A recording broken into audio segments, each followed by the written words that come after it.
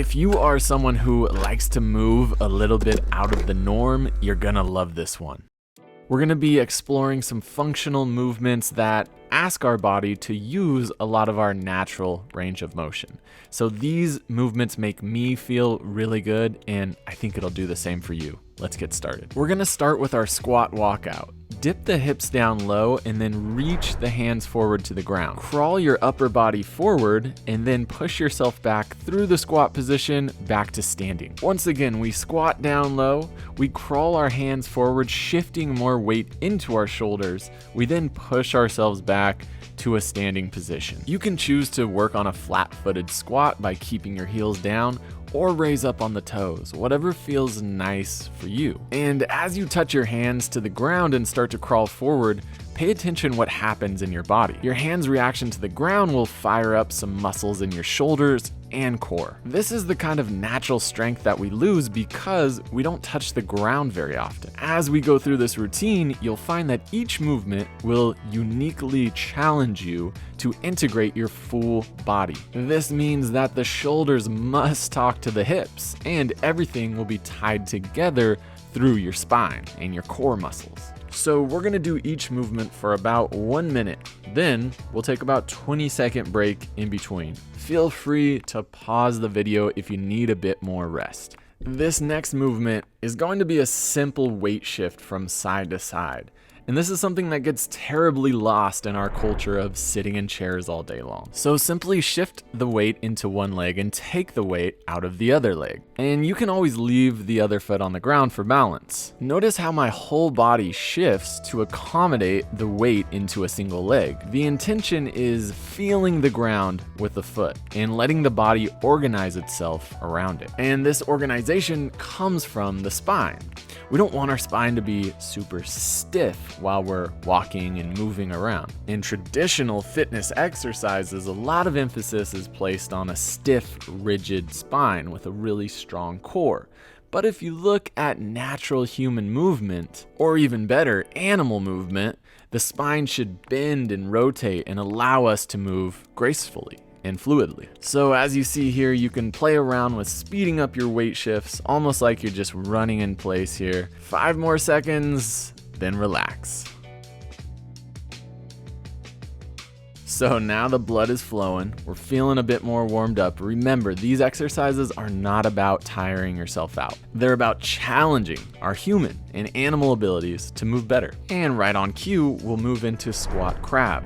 Similar to the first movement, but this time, as we squat down, we'll reach our arms behind us, take weight into one arm and then the other. This will create a weight shift of sorts and allow you to smoothly move back into standing. Once again, flat feet or toes is completely fine. Notice when I move back to standing, I reach one arm forward and I push the ground away with the other. Without this technique, this movement becomes much harder. But remember, our goal is to unify the full body to move efficiently. A good goal to keep in mind is to try to make these movements look more effortless. Now, that may not happen on your first time through, but as you come back to this routine, you'll find that your body just starts learning these patterns and it feels and looks better.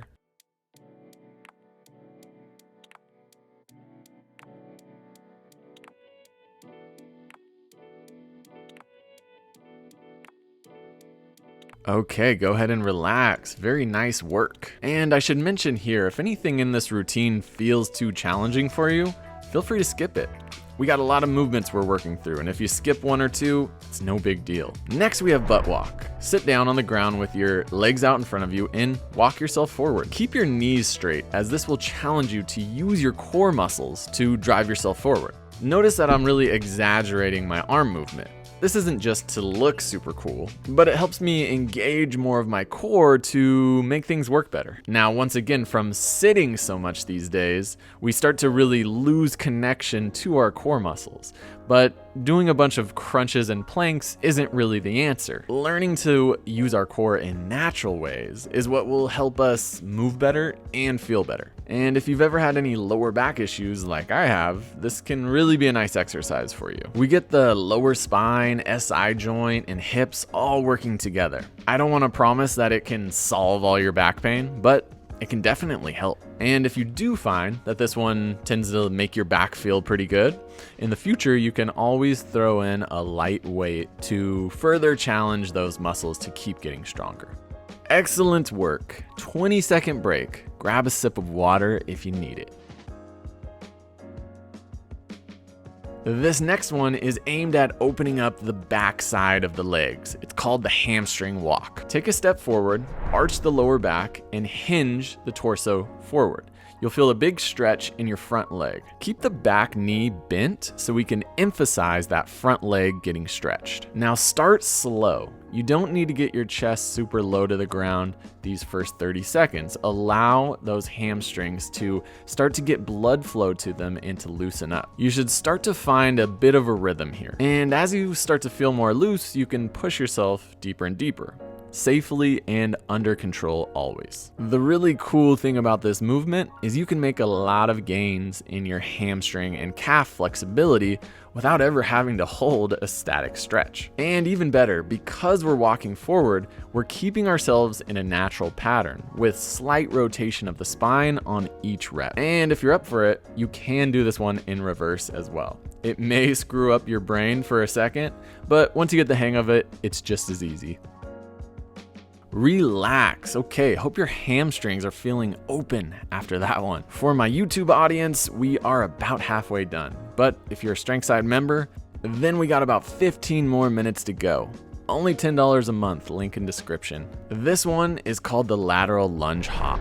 I'm gonna lunge to one side and rotate my chest towards that leg. Notice that I let my whole body turn side to side here. Notice that I reach one arm down to the back side of my thigh. Then as I transition, I really drive that elbow up into the other side. This helps me generate momentum to then push the ground away through my feet and switch sides. As you start to get the pattern, you can start to jump a bit more and let those feet leave the ground. But as you'll see here, you can also keep it really small and not leave the ground at all. Really just depends on how your body feels and if you want to train dynamically. What I love about this movement here is when we do jump, we're still not creating a lot of impact on the body, but we are learning how to connect our arm drive with our jump. And this is the way to move more efficiently when we run or jump or sprint or anything done dynamically in nature. All right, good work. Go ahead and relax. And that can get your heart rate up. You can see me, I'm fired up right now. But luckily our next movement is based more in expanding and stretching, so we can calm it down a bit. We're gonna come into a low crouch position, reach both arms to the side, almost like a cartwheel, and then we're gonna come into this staggered downward dog position.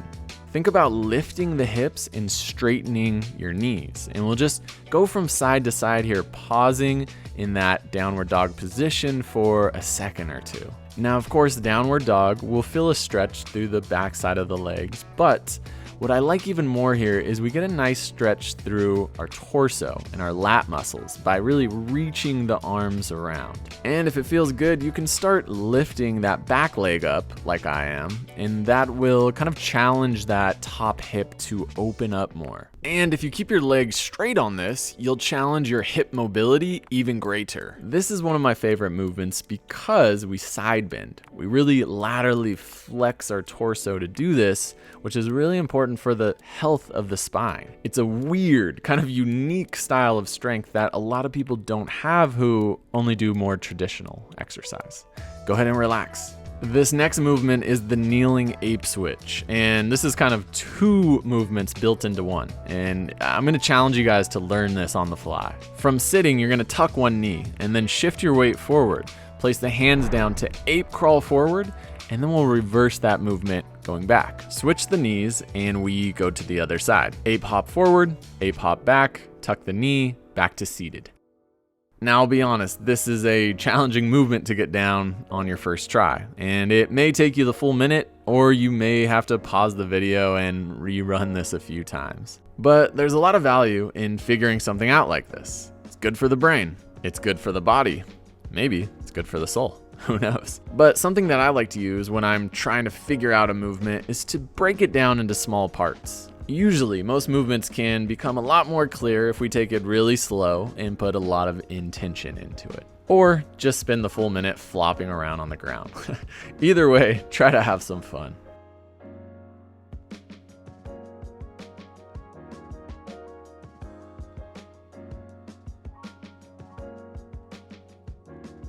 All right, y'all, go ahead and relax. And for the YouTube homies, this brings us to our last movement.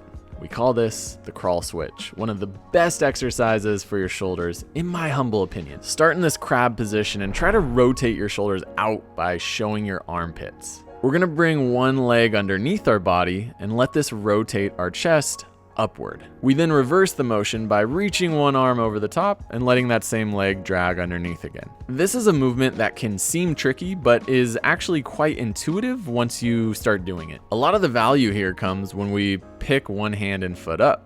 We now have to stabilize and move ourselves with just 2 points of contact. This is challenging, and your body may respond by wanting to kind of sink into your joints, but try to resist this by pressing firmly into the ground through your hand and foot. If you like the idea of fluidity, make this into a dance. See how smooth you can move. You'll see that for fluidity, a lot of strength is actually required. Here's a little secret. Most of these movements are simply finding different positions in your body and moving in and out of them. Simple as that. All right, awesome work, everyone. I hope you're feeling as good as I am after that routine. If you had fun or feel good, let us know by dropping a quick comment below. This is only half of the full routine, which is in the Strength Side membership. The membership gets you access to over 100 follow-along routines, much like this one. We wanted to make it accessible for as many people as possible, so it's only $10 a month. If you're interested, click that first link in the description, and if not, absolutely no pressure. We will always be here with tons of free content on YouTube. I appreciate you guys spending this time with me. Let's keep moving, as always.